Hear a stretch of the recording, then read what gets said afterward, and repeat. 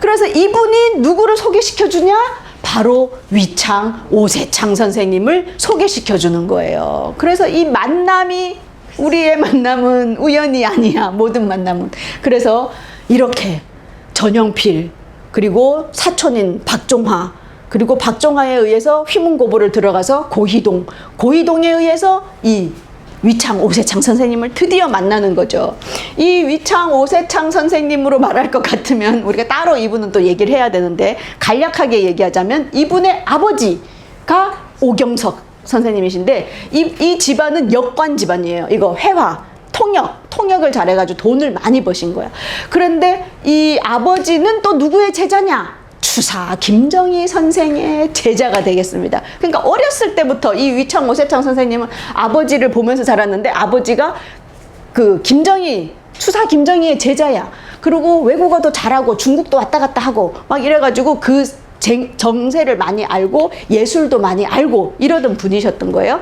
그래서 어떻게 하냐? 개화 사상, 아버지부터 개화가 있었기 때문에 이분도 개화 사상에 빨리 이제 눈을 뜨게 됩니다. 그래갖고 1902년에 개화파의 혁명에 가담을 해가지고 하다가 실패로 끝나서 일본으로 망명을 떠나게 돼요. 그래서 일본에서 찍은 사진인데 바로 이분이 위창 오세창 선생님의 젊은 시절 모습이고, 바로 이 옆에 있는 분이 천도교 지도자 손병희 선생이고요. 이분이 최린 선생이 되겠습니다. 천도교 지도자 최린. 나중에 이 세 분이 그거죠. 독립선언서의 33인 대표에 들어가시는 분이죠. 그래서 천도교와 관련된 활동을 이제 하셨던 분이세요. 그래가지고 김이 독립선언서 33인 중에 한 분이고, 그래갖고 이제 최남선이 이 독립선언서를 기초했잖아요. 그래서 갖고 왔는데 오세창 선생님 보더니 요새 젊은 것들은 한문을 너무 몰라 이래서 고쳐줬대잖아요. 몇 자 고쳐줬고, 그래서 이분이 2년인가 옥고를 이제 받으시고 그런 모습입니다. 그리고 이거는 뭐냐면 누구의 글씨냐? 전영필 선생의 글씨예요.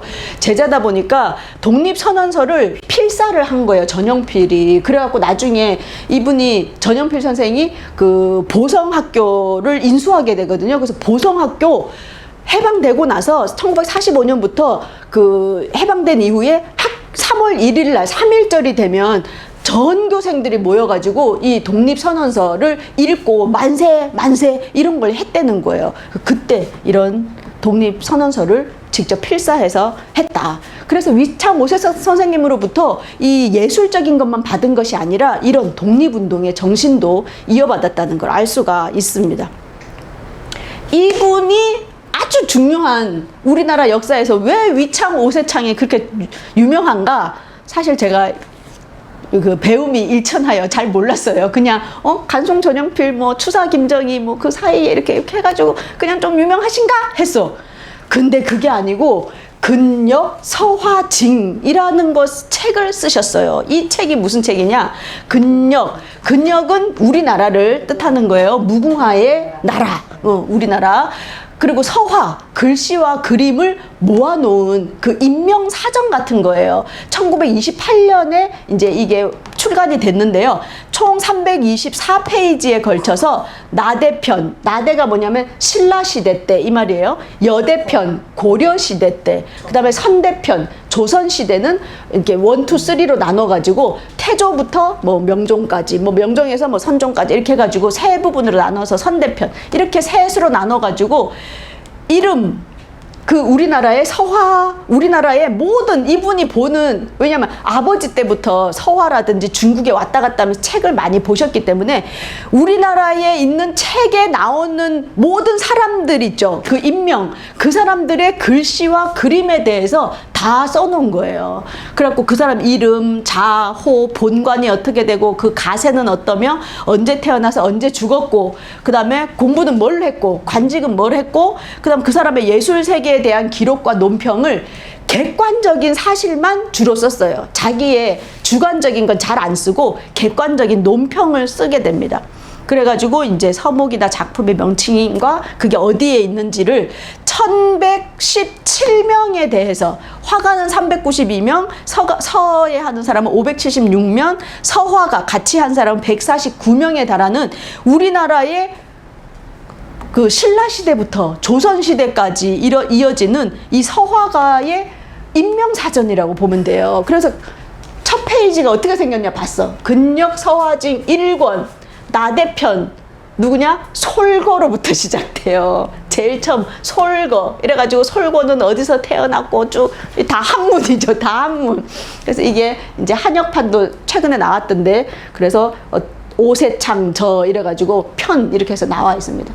그래갖고 쭉 이래가지고 뭐 모든 사람들의 글씨에 대해서 쓰여져 있는 책이에요. 그래서 이게 제일 유명한 책인데 그래서 이제 간송 전영필을 소개받았을 때 간송한테 어떤 책을 주냐면 바로 이 책을 줘요. 근력 서화징 그리고 근력 서휘, 근력 서화 이런 책을 주면서 우리나라에 이런 인물들이 있고 이 사람들이 쓴 글씨는 요런 글씨고 이 사람의 그림은 요거다. 그래서 이걸 다 한번 봐라. 이렇게 해서 줘요. 근데 이 책을 흐트로 안 보고 다 비교해가지고 이 사람 이 시대에 누구 어떤 그림 어떤 글 이걸 막 비교해가지고 전영필이 다 보고 위창 오세창 선생님을 찾아가서 같이 대화를 나누는 그런 장면들이 나오거든요. 자, 두 번째 책은 뭐냐? 근력 서휘 글씨예요. 글씨. 이것은 고려시대부터 대한제국까지 1119명에 대한 글씨를 써놓은 거예요. 이거는 누구냐면 김정희 써있죠. 그래가지고 최근 김정희의 글씨 또 우리 이준 선생 있잖아요. 그 헤이그 특사 이준의 글씨 막 이런 것도 있고 그 다음에 비석 뒤에 쓰여 있는 글씨 이런 금성문까지도 쫙 나와 있고 그 다음에 그 정조 때 왜 편지 있잖아요. 주고받은 편지, 한글 편지 이런 것들도 다 있어요. 그래서 이 글씨체뿐만이 아니라 그 내용으로 인해서 그 당시에 왕실에 주고받은 선물의 내역이라든지 그 당시에 날씨가 어땠다라든지 뭐 이런 것까지 알 수 있는 그래서 이순신 장군의 글씨도 있고 그렇습니다. 그래서 이런 책이 있어요. 그 다음에는 근력 화휘라는 책이 있어요. 느낌 아시겠죠? 화휘는 뭐예요? 그림책이에요. 그림. 이거는 조선시대의 사람들의 그림, 근력 화휘라 그래서 세 권인데 이 세 권의 이름이 또 기가 막힌다. 천지인이야. 천편, 지편, 인편 이렇게 해가지고 세 권으로 만들어져 있어요. 3첩으로 되어 있습니다. 그래서 이 책은 다른 책보다 좀 크기가 커요. 세로가 43cm, 가로가 32cm 이래가지고 지금 서울대의 서울대와 간송미술관에 이제 그 소장이 되어 있는 책입니다. 그래서 이렇게 그림들, 이런 책. 그리고 또 아주 중요한 게 근력 인보라는 책이 있어요. 이건 뭐냐면 조선시대에 850명의 이 당시에는 다 도장 찍잖아요. 글씨를 써도 그림을 그려도 거기다 딱 뭐 편지 이런데 그 도장을 3912개예요. 그러니까 똑같은 김정희여도 도장이 호 도장이 있고 추사라고 한 게 있고 김정희가 있고 막 또 호도 여러 개잖아요. 그래서 도장이 각색에 3912개의 도장을 찍어 놓은 이거를 또 쫙 시대별로 다 모아놨어요. 대박이죠.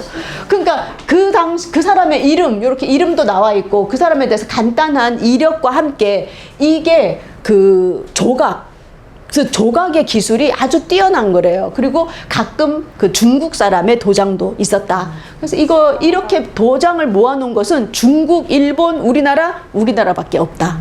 그래서 아주 귀한 책입니다.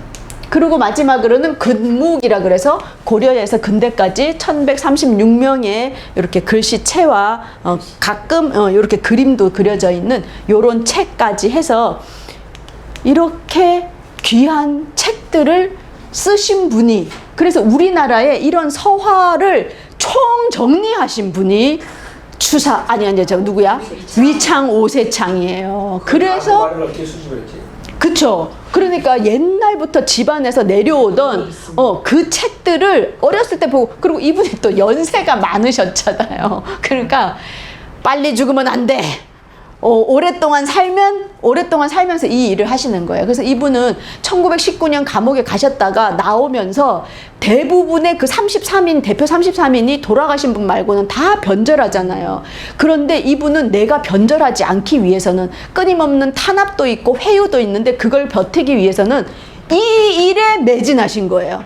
그래서 일본도 이렇게 여러 딱 보다가 이 사람은 오세창은 완전 이 글씨에 미쳐가지고 책에 파묻혀 사나 봐. 저 사람은 이제 뭐 안 하나 봐. 이래서 이렇게 예외가 되게 되어서 자기가 변절하지 않을 수 있었다. 그러면서 전용필에게도 그 얘기를 하는 거예요. 지금 정치적으로 너무 어수선할 때 절대 흔들리지 않고 끝까지 이걸 유지하는 것이 너무 어려운 일이다. 그러면서 이렇게 여기에 우리의 민족의 혼과 어를 지키는 데에 노력을 해라 라고 이야기를 하거든요. 그래서 여기에 매진을 하시게 됩니다. 그래서 이제 처음 스승을 이제 만나러 갔더니 이제 위창 오세창은 오세창을 찾아오는 사람이 하루에도 수십이야. 왜냐? 이 감시관이 있고 김정희의 제자의 아들이잖아요. 그리고 이런 책도 이제 막 만들고 이러니까 뭐 골동품도 갖다 주고 뭐 이러면서 이제 그 감정도 의뢰를 하지만 제자가 되고 싶습니다. 이런 사람이 너무 많아. 그 중에서 골라내야 되잖아요. 그래갖고 이제 이 책을 읽고 오게 하고 이제 보내는데 이 인사하러 간 날 뭘 꺼내냐 하니까 오세창 선생님을 만난다 그래서 저희 집안에서 옛날부터 내려오던 그 선생님하고 관련된 유품이 있어서 제가 하나 선물로 가지고 왔습니다. 이러고 이걸 딱 꺼내는 거예요. 이게 뭐냐 하니까 그 오세창의 아버지인 오경석의 인장이 찍혀 있는 고구려 성벽에 이 글을 쪼아놓은 그 탁본이 있는 거예요. 이거를 선물로 드린 거야. 그러니까 위창 오세창 선생님 보더니 기절하는 거죠. 인장도 관심 많은 데다가 이게 고려 때도 아니고 그 옛날 고구려의 성벽의 탁본을 아버지가 하신 거를 이 젊은이가 가지고 왔어. 20대 젊은이가. 얼마나 놀래요. 근데 더 놀라운 건 잠깐만 있어봐라. 그러더니 방에 들어가더니 위창 오세창 선생님 이거를 딱 가지고 나온 거예요. 이게 돌이 집에 옛날부터 아버지한테 내려오고 있었는데 이거를 이렇게 뜬 거는 없었던 거야. 아버지가 탁본 뜬 거는 어디 갔는지 없었는데 이거를 세상에 전용필이 가지고 온 거지. 그래갖고 마치 맞춰보듯이 우리 만남은 인연이 우연이 아니야. 이래가지고 이제 눈에 들어서 이제 했는데 그러면서 이제 조언을 해주는 거예요. 뭐냐? 이렇게 물건을 받게 되면 값을 깎으려 하지 말라. 값을 안 깎아야지 어떤 귀한 물건이 생기면 제일 먼저 너에게 가져오지 계속 깎고 이러면 아유 걔한테는 안 가. 이렇게 된다는 거예요. 두 번째, 믿을 수 있는 사람과 거래를 해라. 그리고 또 수집보다도 보전이 아주 중요하다. 수집해가지고 이 당시에는 돈 좀 있으면 수집 막 했다가 뭐 하다가 망하면은 또 막 파는 거예요. 그런 사람들이 너무 많았다. 그러니까 이게 중요하다라는 말씀을 하시는데 이 얘기를 들으면서 구상하신 게 보화각이에요. 박물관을 만들어야 되겠다. 그거를 생각하게 돼. 그리고는 정치에 휩쓸지 말고 조상의 얼과 혼을 모으고 지키는데 매진해라. 세상이 수상하잖아요. 그래가지고 이런 조언을 해주셨습니다.